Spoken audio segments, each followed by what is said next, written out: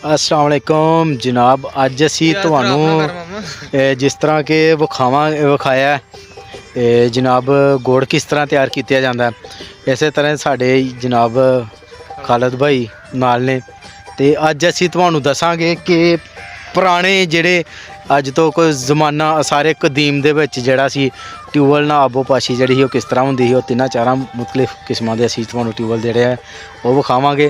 ते खालिद भाई नाल असी गलबात करांगे कि इन्हां दे कोल जेहड़ा ट्यूबवैल है किन्ने क अरसे तो जेहड़ा इन्हां दे कोल है। ये गल साहिद भाई ना करे दो